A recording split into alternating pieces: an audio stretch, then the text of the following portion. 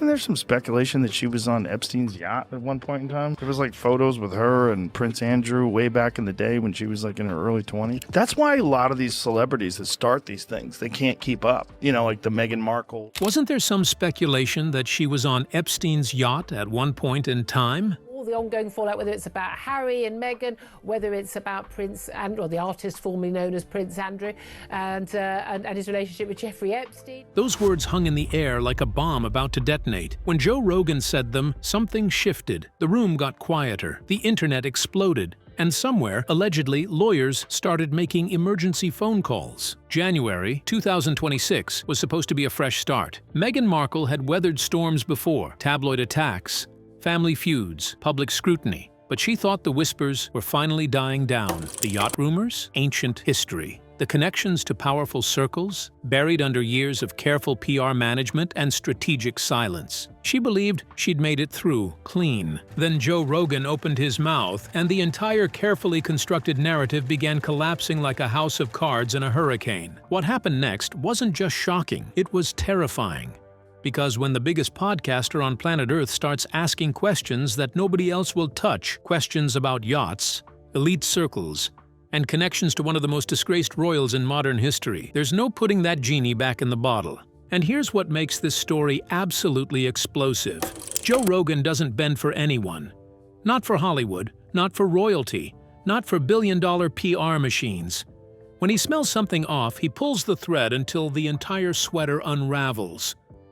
So what exactly did Joe uncover? Why did Meghan's team reportedly go into full panic mode? And what do these mysterious yacht photos allegedly show? Stay with me, because what I'm about to reveal will change everything you thought you knew about Meghan Markle's past. The Joe Rogan factor. Let me be crystal clear about something. When Joe Rogan talks, the world doesn't just listen.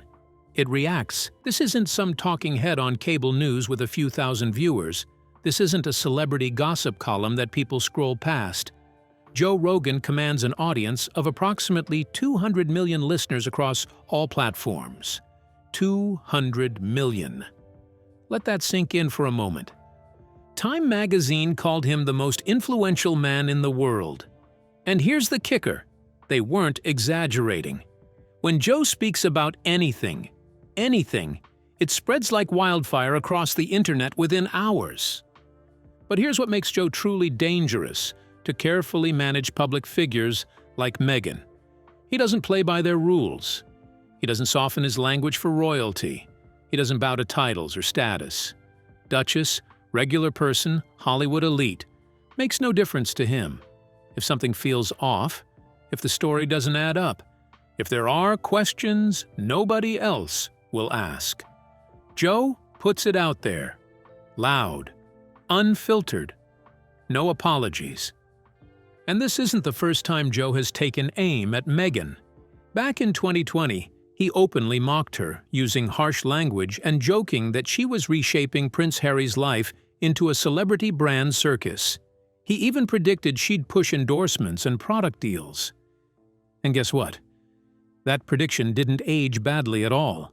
Then, in 2023, when Meghan complained about feeling objectified during her time on Deal or No Deal, Joe's response was brutally sarcastic. What kind of role did she expect?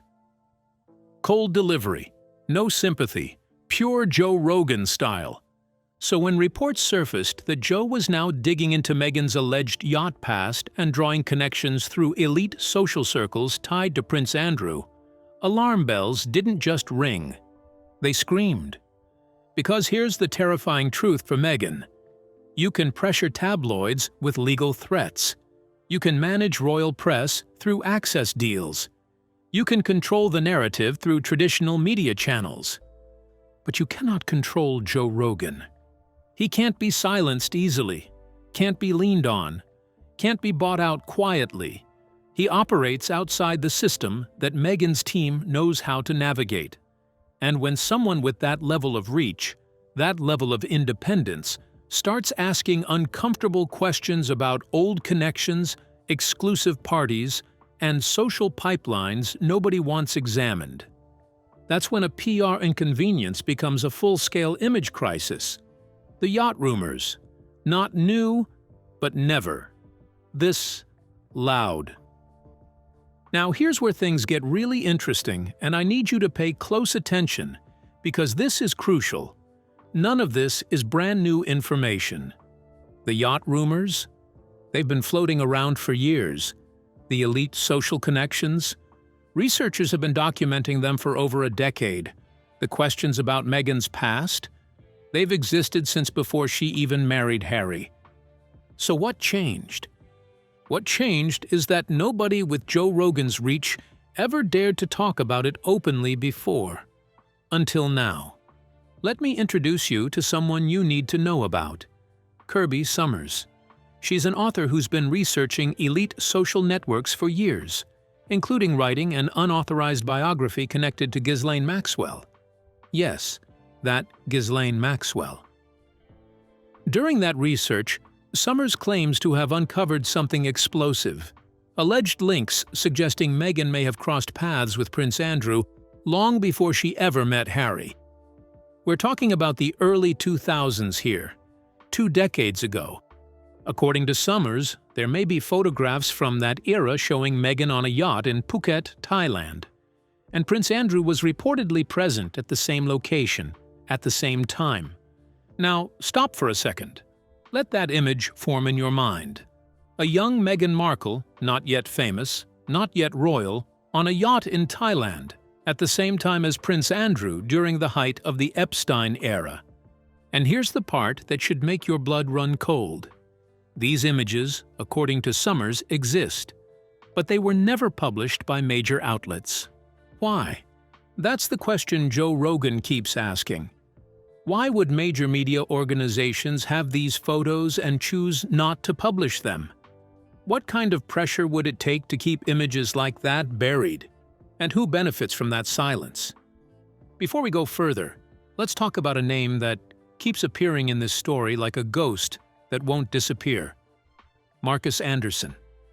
Anderson is the global membership director for Soho House. If you're not familiar with Soho House, it's not just an exclusive social club, it's a high-powered networking engine for the global elite. Private rooms, private parties, private introductions. Everything designed to keep powerful connections away from public view. And Marcus Anderson's job? Creating those links, deciding who meets who and when. Here's the part that raises eyebrows. Anderson is the man who introduced Meghan to Prince Harry. This is widely documented and accepted. But Joe keeps asking the uncomfortable follow-up questions that everyone else avoids.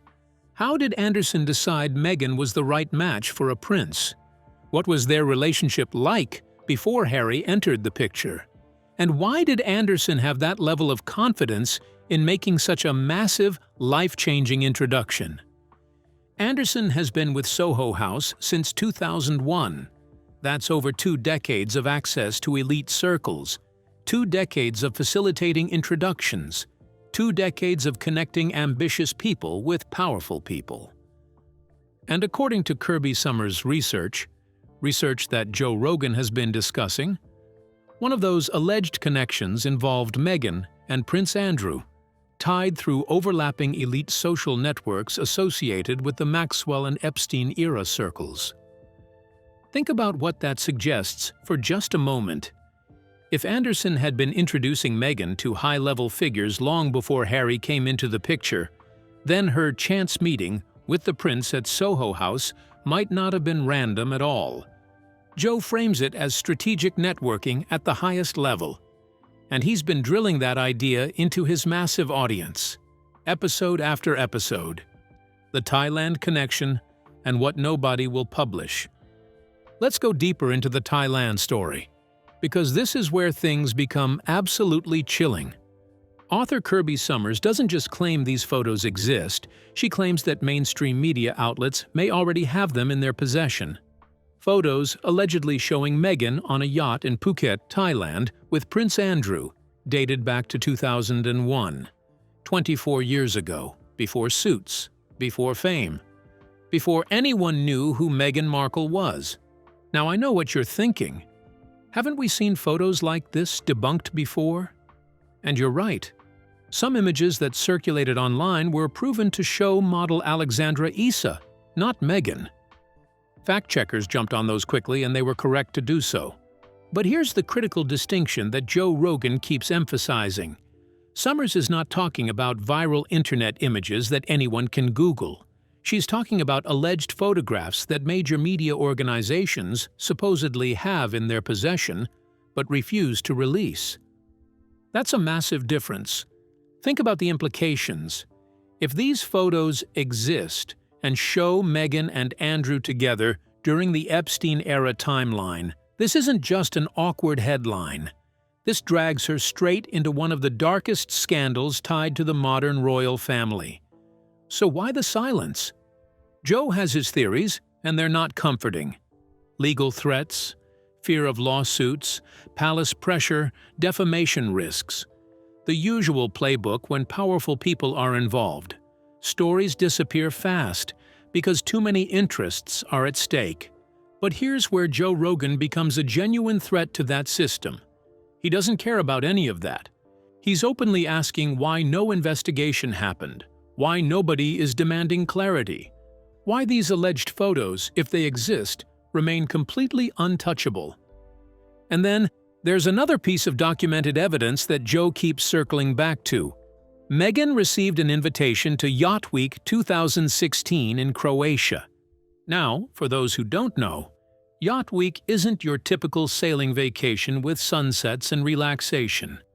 GQ famously described this particular event as Sodom and Gomorrah at sea. People who attended in 2015 openly called it Tinder at sea. A non-stop party scene where wealthy men and attractive women mixed under very specific, unspoken arrangements. Did Meghan actually attend? Nobody can say for certain. But the invitation exists. The access existed. And that's the part Joe Rogan keeps hammering. The connections keep lining up, over and over again. He's not claiming facts. He's questioning why these dots connect so neatly. And when you have 200 million people hearing those questions, when you have that many minds wondering the same thing, the carefully polished narrative starts to crack. Why Joe Rogan changes everything. Let me explain why Joe's involvement in this story is an absolute game changer, because this is crucial to understanding why Meghan's team reportedly went into panic mode. When tabloids float yacht rumors, people brush it off as messy gossip. When royal authors mention it, critics scream speculation. When anonymous internet accounts post theories, they're dismissed as conspiracy nuts. But when Joe Rogan breaks it down on the biggest podcast platform on planet Earth, with approximately 200 million listeners hanging on every word, that hits different. Completely different. Joe Rogan has already survived platform backlash. He weathered the Spotify drama. He pushed through cancellation attempts. Media attacks haven't slowed him down. If anything, they made him bigger, more influential, more independent. The man is essentially uncancelable at this point, and that's what makes him terrifying to anyone trying to control a narrative. So when Joe openly asks, "What's this about Meghan being on yachts with Prince Andrew?" Or, "Why is Marcus Anderson linked to Epstein-era social circles?" people don't just scroll past. They stop. They listen. They start asking their own questions. And here's the brilliant part of Joe's approach. He asks the question that cuts through everything else. Why hasn't mainstream media investigated this properly? That's when his audience leans in hard. Because once Joe's listeners, millions and millions of them, start asking questions, digging deeper, sharing clips, and demanding clarity, carefully polished narratives don't hold up the same way anymore. You can't pressure Joe with legal threats the way you can pressure tabloids. You can't control his access like you can with royal correspondence. You can't buy him off. You can't threaten his platform. He is the platform. And that's exactly why multiple reports suggest Meghan's team went into full panic mode once Joe started talking about this. Not because he made definitive claims, but because he asked questions they couldn't control. Let me paint you a picture of what this looks like from Meghan's perspective. You've spent years carefully managing your public image. You've hired expensive PR teams. You've given strategic interviews. You've controlled the narrative through friendly media outlets. You've used legal threats to suppress stories you don't like. And then, Joe Rogan, sitting in his studio in Austin, Texas, with a microphone and 200 million listeners, starts asking uncomfortable questions about your past, questions about elite social circles, questions about yacht parties, questions about connections to disgraced royals. And there's not a damn thing you can do about it. You can't sue him. He's asking questions, not making accusations. You can't pressure his platform. He's too big to fail at this point. You can't ignore him. His reach is too massive for that to work. You're stuck. And Joe knows it. That's why he keeps circling back to this topic. He keeps bringing it up in different episodes, from different angles, with different guests. He's not letting it fade away, because he knows that as long as he keeps asking questions, millions of people will keep demanding answers. The Marcus Anderson angle, the man behind the curtain. Now let's dive deep into Marcus Anderson, because this is where Joe Rogan's focus becomes laser sharp, and for good reason. Who is Marcus Anderson? On the surface, he's the global membership director for Soho House. But scratch beneath that surface and you find something much more interesting. He's a connector, a facilitator, a man whose entire career has been built on introducing the right people to each other at the right time. And in 2016, he made perhaps the most consequential introduction of his life. He introduced Meghan Markle to Prince Harry. This part is documented, widely accepted, not controversial at all. But here's where Joe starts asking the questions that make people squirm. How did Marcus Anderson, a membership director at a social club, have the confidence to introduce a cable TV actress to the sixth in line to the British throne? What made him think that would work? What was their relationship like before Harry entered the picture? These aren't accusations. They're perfectly reasonable questions, but nobody seems willing to answer them. Marcus Anderson joined Soho House in 2001. For over 2 decades, he's had access to some of the most exclusive circles in the world. Soho House isn't just any club. It's where power players network away from public eyes. The entire business model is built on discretion. No photos allowed, no recordings, no leaks. Everything happens behind closed doors, and that's not accidental. That secrecy is the product. It's the selling point. Private spaces where influential people can meet, deal, and connect without the world watching. Anderson's role in this machine? Deciding who gets access to whom. Creating links between ambitious people and powerful people. Opening doors that most people don't even know exist. Now, here's where things get uncomfortable. According to research that Joe has discussed on his podcast, Anderson's networking web allegedly extended far beyond just matching actors with investors or musicians with producers. Some researchers, including Kirby Summers, suggest that Anderson may have been facilitating introductions between Meghan and high-level figures, including, allegedly, Prince Andrew, long before Harry came into the picture. Think about that structure for a moment. If Anderson had spent years cultivating Meghan's connections to elite circles, introducing her to billionaires, power players, and yes, possibly even disgraced royals, then her meeting with Harry stops looking like a fairy tale and starts looking like the culmination of a long-term strategy. Joe frames it exactly that way. Strategic networking at the highest level. And he's been drilling that idea into his audience for months now. But here's the part that really gets Joe fired up. Soho House itself has connections to controversial figures. Take Ron Burkle, the billionaire investor. He's reportedly been a member since 2002. and he's faced public questions over social overlaps with Epstein-linked circles. When Joe starts connecting those dots, Markle's Soho House membership, Anderson's role as connector, Meghan's presence in those circles, the alleged Prince Andrew connection, the picture that emerges is one that Soho House absolutely does not want painted. Because once you start asking what really went on inside those private rooms, what kind of networking Meghan was doing, and whether Anderson was facilitating introductions between ambitious women and powerful men as part of a larger pattern, Soho House hits a wall. They can't deny facilitating connections. That's literally their business model. They exist to connect people, but they also can't investigate Anderson without risking exposure of how the entire operation actually works.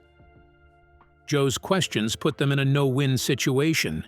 Either they defend Meghan and Anderson, or they stay silent and let speculation grow.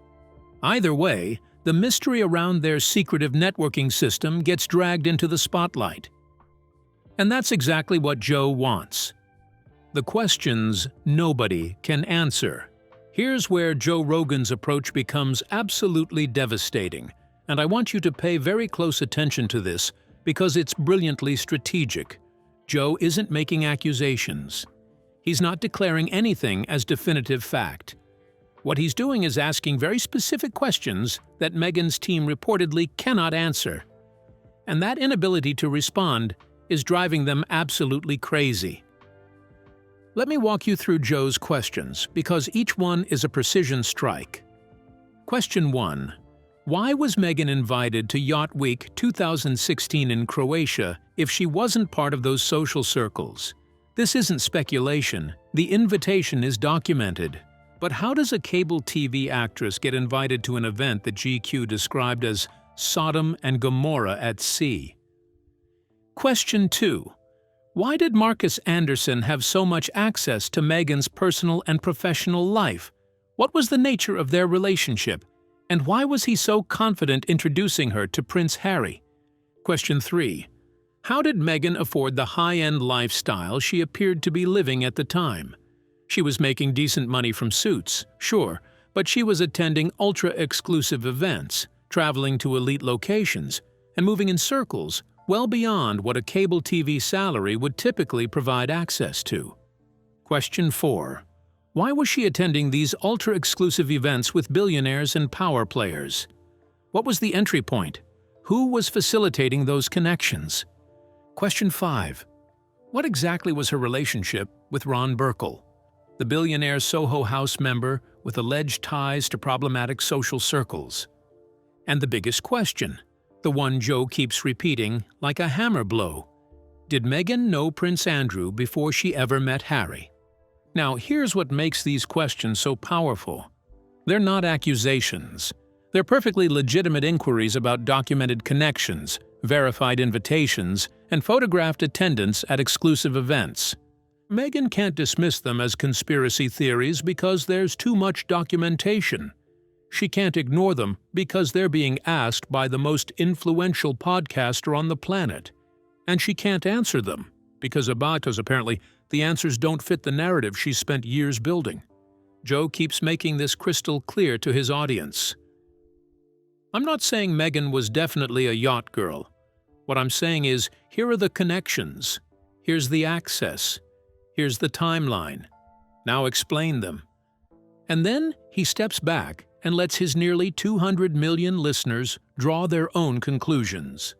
That approach is devastatingly effective because people who come to conclusions on their own believe them far more strongly than people who are told what to think. Here's the trap Meghan finds herself in. If she stays silent, she looks like she's hiding something. If she responds, she feeds the story and gives Joe more angles to attack.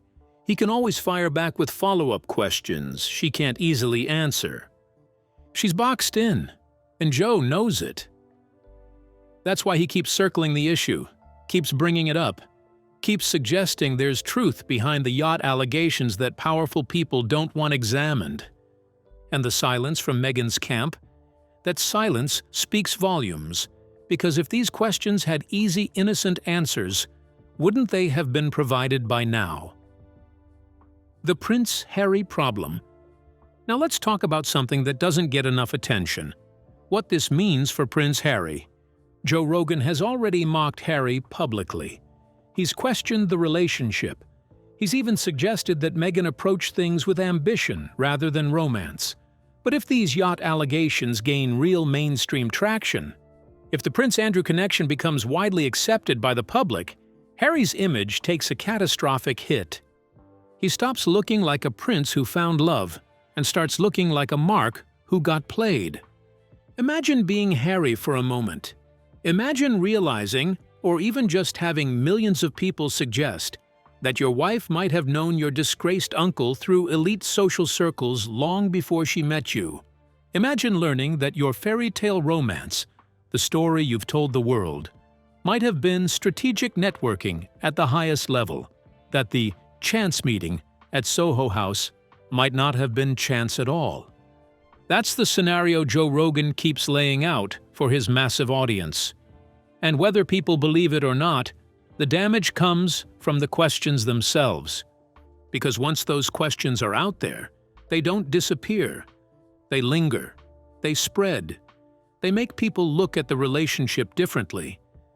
This is the picture Joe is painting for his 200 million listeners. Harry, the spare heir, isolated from his family, cut off from royal protection, living in California under the influence of a woman who may have been connected to elite circles, including his own uncle, long before she ever set her sights on him. It's brutal. It's devastating.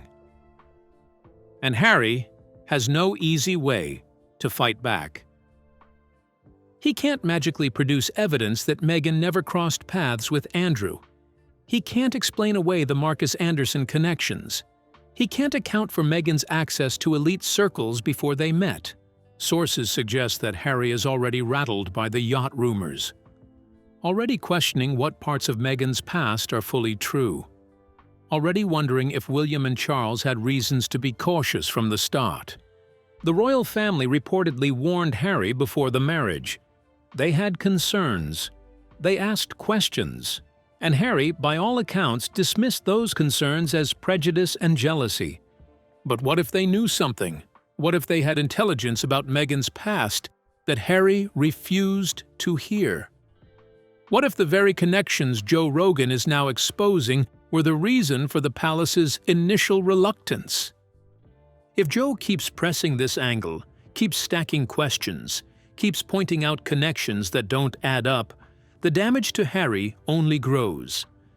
Because suddenly, the narrative shifts. It's no longer Harry found true love and chose freedom over the stifling royal machine. It becomes Harry got played by a woman who was networking her way through elite circles for years before landing the ultimate prize through the Soho House connection. That's a complete reframe of how the public sees the relationship. And once that reframe takes hold in the minds of 200 million people, there's no putting it back in the box. The Soho House machine. Let's go deeper into Soho House itself, because Joe Rogan's focus on this organization is deliberate and revealing. Mainstream media barely touches Soho House. They treat it like a harmless social club for creative types. But Joe digs deeper, and what he finds is far more interesting, and potentially far more sinister. Soho House isn't just a club. It's a carefully constructed machine for connecting people away from public scrutiny. And that machine has long been linked to controversial figures and ultra-wealthy power players with questionable connections. Remember Ron Burkle, the billionaire investor who's been a Soho House member since 2002? He's faced public questions over social overlaps with Epstein-linked circles. He's been photographed at events with problematic figures. His name appears in connection with private jets, exclusive parties, and elite gatherings that most people never hear about. And he's not alone. Soho House membership has included some of the most powerful and most controversial figures in entertainment, business, and politics. The entire operation runs on secrecy. No photos allowed, no recordings permitted, no leaks tolerated. Everything happens behind closed doors. And that's not accidental. That secrecy is the product. It's what they're selling. Private spaces where influential people can meet, deal, and connect without public eyes watching, without cameras rolling, without journalists taking notes. So when Joe Rogan starts asking what really went on inside those Soho House rooms, what kind of networking Meghan was doing, and whether Marcus Anderson was facilitating introductions between ambitious women and powerful men as part of a broader pattern, the entire organization faces a problem they can't easily solve. Soho House can't deny facilitating connections. That's literally their entire business model. They exist to connect people. They're proud of it. It's in their marketing materials. But they also can't turn around and investigate Anderson without risking exposure of how the whole operation actually works. Because Anderson has been making high-level introductions for decades. He's not some rogue operator. He's doing exactly what Soho House trained him to do. Joe's questions put Soho House in a no-win situation. Either they defend Meghan and Anderson, or they stay silent and let speculation grow. Either way, the mystery around their secretive networking system gets dragged into the spotlight. And once people start asking uncomfortable questions about who met whom, how introductions were made, what deals and relationships formed behind those closed doors, Meghan's carefully shaped origin story starts cracking fast. Because the official story is that Meghan and Harry met by chance at Soho House through a mutual friend. Sweet. Romantic. Fairy tale material. But Joe is suggesting it was more calculated than that. That Meghan had been cultivating connections through Soho House for years. That Marcus Anderson knew exactly what he was doing when he made that introduction. That Harry wasn't a random love connection. He was a target. That's a very different story. And once that version starts spreading through 200 million listeners, the fairy tale loses its shine. Why Meghan can't fight back? Here's the harsh reality that Meghan Markle is facing, and it's absolutely brutal. She has no good options here. Yacht-related allegations have floated around for years, but they stayed stuck in conspiracy theory territory. Mainstream outlets dismissed them as gossip and moved on. Royal watchers whispered about them but never got traction. Then, Joe Rogan stepped in. Suddenly, those same theories are reaching hundreds of millions of people every single episode. Suddenly, they're being discussed by the most influential podcaster on the planet. Suddenly, they're not so easy to brush aside. And here's what makes this situation impossible for Meghan. Her usual playbook doesn't work against Joe. She can sue tabloids. She's done it before. She can lean on palace legal teams. She can manage press access and spin narratives through friendly media outlets. She's built an entire PR operation around controlling the message. But she cannot touch Joe Rogan. Joe operates in the United States. He's backed by massive resources. He has the largest podcast audience in the world. Any attempt to silence him would explode in her face and prove his point about powerful people trying to hide things. You can't outlawyer someone with endless backing. You can't outspin someone with 200 million loyal listeners hanging on every word. You can't pressure his platform. He essentially is the platform at this point. So what's Meghan's move? According to multiple reports, the strategy is silence. Hope it fades. Wait for the next news cycle. But here's the problem with that approach. Staying quiet while Joe keeps bringing up yacht rumors means millions of people only hear one version of the story. And that version makes Meghan look like she's dodging something. Sources suggest her team is furious, but stuck. Responding adds fuel to the fire. Ignoring it doesn't stop Joe from bringing it up again and again. It's a losing setup no matter which way she turns. And Joe knows this. That's why he keeps pushing, keeps revisiting the topic, keeps poking holes in the carefully managed image. Because nobody can shut him down. Think about the power dynamic here. Meghan has lawyers, PR teams, and Hollywood connections. Joe has 200 million listeners who trust him more than they trust traditional media. Meghan has carefully crafted statements. Joe has raw, unfiltered conversations that feel authentic. Meghan has the ability to control access to friendly journalists. Joe has the ability to reach more people than all those friendly journalists combined. When you map out the battlefield, Joe holds every strategic advantage, and that's terrifying for anyone trying to protect a carefully constructed public image. The double standard question. Joe Rogan keeps hammering on something that resonates deeply with his audience: the double standard. Why does Meghan get a free pass when anyone else with similar rumors would be dragged non-stop? That's the angle Joe keeps pressing, and it's making a lot of people uncomfortable because the answer isn't flattering.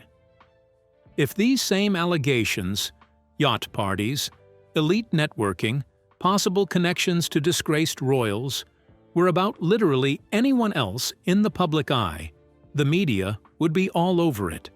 Investigations would be launched, questions would be demanded, accountability would be expected. But with Meghan? Silence. Protected status. Any journalist who digs too deep gets labeled as racist or sexist. Any outlet that publishes uncomfortable stories faces legal threats. Joe calls this out directly. Why can't we ask these questions? Why is this topic off limits? What makes Meghan immune from the same scrutiny every other public figure faces? And that question itself is powerful because it reframes the entire debate. It's no longer about whether the allegations are true. It's about whether we're even allowed to ask. Once Joe frames it that way, his audience starts seeing the protective bubble around Meghan for what it is: a deliberate shield, constructed to prevent uncomfortable questions from being asked. And when people realize questions are being suppressed, they immediately assume there's something worth hiding. That's human nature. Joe isn't just asking about Meghan's past. He's asking why we're not allowed to ask about Meghan's past.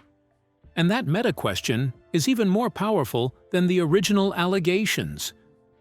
What happens next? Where does this go from here? Joe Rogan isn't backing off. He's got the reach, influence, and protection of being the biggest podcaster alive. He's proven he can survive cancellation attempts. Meghan's team can't silence him. They can't threaten him. They can't steer the narrative when one voice reaches more people than entire news networks. Because of Joe, yacht rumors are now openly discussed. The Andrew connection is being questioned by millions. The Anderson networking role is under real scrutiny, and Meghan is watching her carefully polished image crack in real time. Here's the thing about reputation damage. It doesn't require proof. It just requires questions. Enough questions, asked loudly enough, by someone trusted enough, and the narrative shifts. That's what Joe is doing. He's planting seeds of doubt in the minds of 200 million people. Once Joe Rogan starts asking questions about your past that mainstream media avoids, there's no easy way out. Once the dots are connected publicly, there's no undo button. You can't force people to forget what they've already started wondering about. At this point, the debate isn't just about whether these rumors are true. The real issue is whether Meghan can survive Joe Rogan asking these questions in front of 200 million people. Based on the silence, the tension, and the lack of response, her team understands the damage. Joe didn't make a claim. He sparked a conversation. And once that conversation is out there, it doesn't go away. Think about this. Why won't anyone answer these simple questions? Why does a cable TV actress get invited to elite yacht parties? How did she afford that lifestyle? What was her relationship with Marcus Anderson? Why was he so confident introducing her to a prince? And the big one, did Meghan know Prince Andrew before she met Harry? These are reasonable questions, but the silence around them speaks volumes. Joe Rogan has done something extraordinary here. He's taken rumors that existed in the shadows and dragged them into the light, not with accusations, but with questions. Simple, devastating questions that nobody seems able or willing to answer. And as long as those questions remain unanswered, millions of people will keep wondering what Meghan Markle is really hiding about her past. What do you think? Are these legitimate questions that deserve answers, or is this just another attempt to tear down a powerful woman? Drop your thoughts in the comments below. And if this breakdown made you see things differently, hit subscribe, because we're going deep on stories mainstream media won't touch. The truth is out there. Joe Rogan is asking for it, and Meghan Markle's silence might be the loudest answer of all.